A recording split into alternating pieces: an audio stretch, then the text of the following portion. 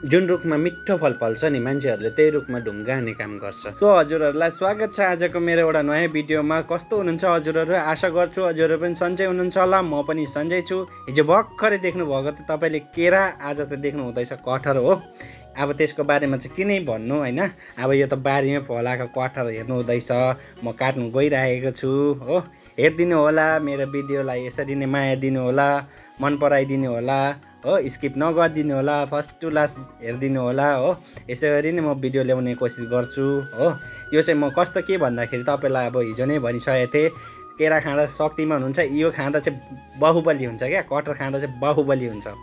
र हिजोसम्म देख्नुभयो केरा, आज चाहिँ कटहर। यो मैले पहिला पनि अब टिप्दाखेरि नि तपाईँहरूलाई देखाइसकेको थिएँ। अब कतिले हेर्नु भएछ कि छैन हो, मैले चाहिँ देखाउनु चाहिँ देखाइरहेको थिएँ। सधैँ भिडियो ल्याउने प्रयास गर्छु, कोसिस गर्छु हो, आफ्नो ड्युटी सकेर।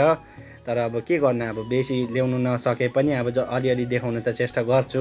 हेरिदिनु होला, माया दिनु होला हो। काट्नु हेर्नु न कति मिठो हो, चिनीभन्दा गुलियो।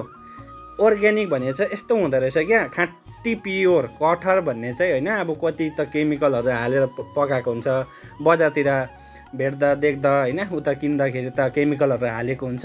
यहाँ चाहिँ तपाईँले अर्ग्यानिक होइन, कति मिठो। म त मक बास्ना आउँदै थियो। अब मैले भन्नु मात्रै सकेको छुइनँ, मेरो त्यो क्यामराम्यानले चाहिँ भन्दै थियो बास्ना कति मिठो आउँदैछ भन्दै थियो। अन्त म चाहिँ अब त्यही नै तपाईँहरूलाई भन्दैछु, बास्ना चाहिँ कति मिठो, खानु पनि यति मिठो क्या, खाएर मुखमा हाल्दै नै कति मिठो भने मने चिनी पनि फेल।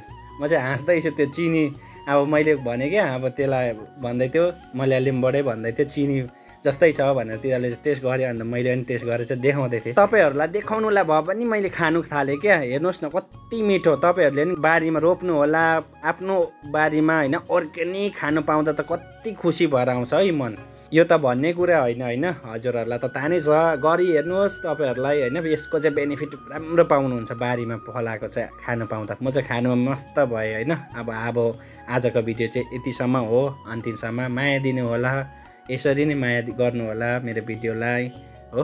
आजको लागि चाहिँ बाई बाई, भोलि भेटौँ, हस्।